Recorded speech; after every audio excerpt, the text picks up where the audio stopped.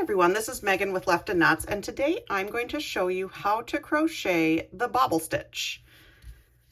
This is a fun textured stitch that isn't too difficult. It's good for an advanced beginner crocheter, and it's a really fun way to add some texture to your pieces and some extra warmth for like hats and scarves because it uses a little bit of extra yarn.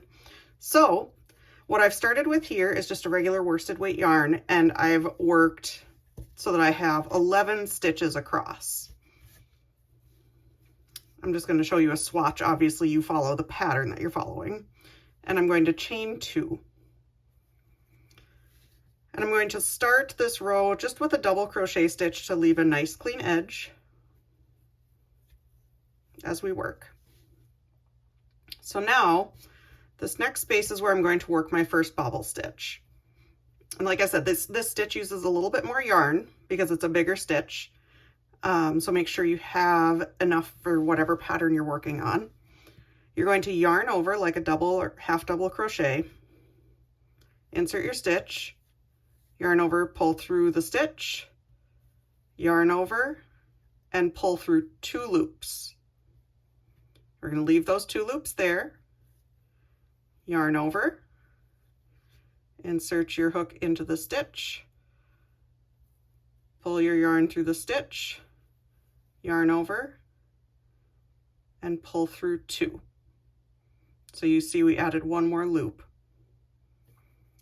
Yarn over, insert your hook, pull through the stitch, yarn over, pull through 2. We're going to do this until we have 6 loops on the hook. Yarn over, insert your stitch, yarn over, pull through 2. We've got 5 loops. 1 more time. Yarn over,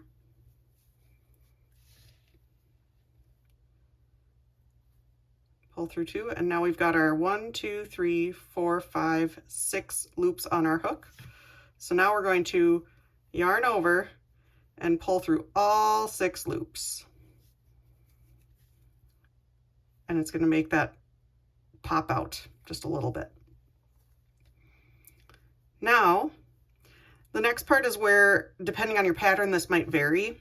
You're either going to chain 1 and skip 1, or you're going to go straight into another double crochet stitch in this space here to separate your bobbles just a tiny bit.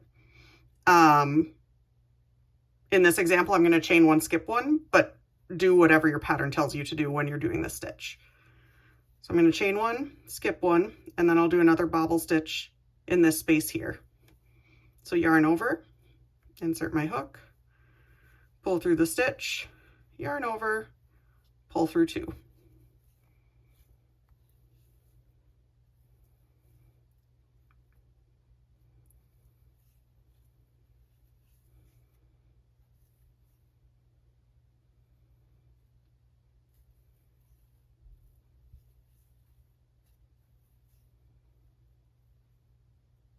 I've got 5 loops. We're going to do it 1 more time.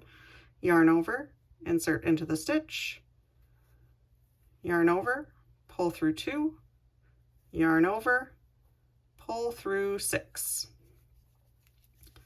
Another thing to mention is that sometimes in your patterns or instructions, the size of your bobble stitch will vary.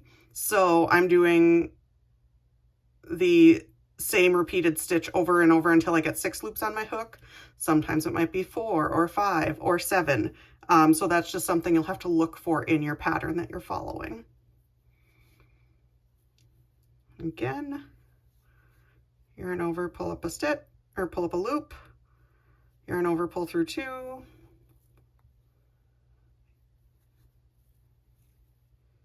pull through 2.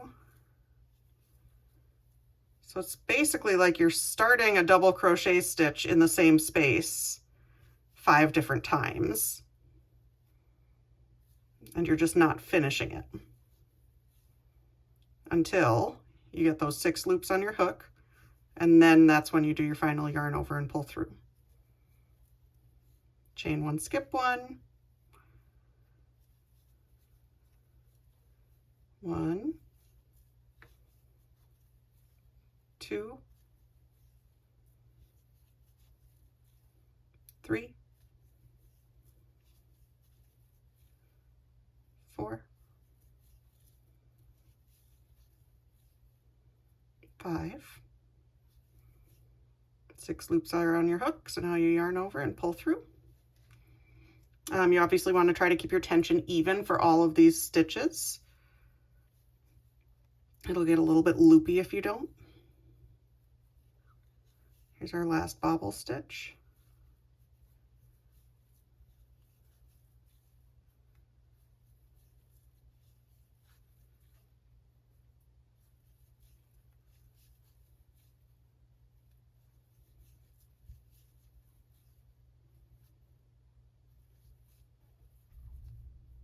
And then I'm going to end this row of my swatch with a double crochet in that last stitch. So this is what it looks like from one side, and then on the back is where you see the stitches popping out. And then this is why you can see why you need to leave 1 stitch of space between these, because if you did a bobble stitch at every single stitch of your row, you'd get widening here. So by leaving that gap, since these stitches are so wide, you keep it the same size without changing the size of your piece and getting wider as you go. So this is the bobble stitch again. I've got patterns on my blog for free that use this stitch that I will link in the video description below, along with a lot of other free patterns and tutorials. And that's on my website at www.leftandknots.com. And you can also subscribe to my channel so that you can see all of my future video tutorials. Thank you so much for watching. Have a great day.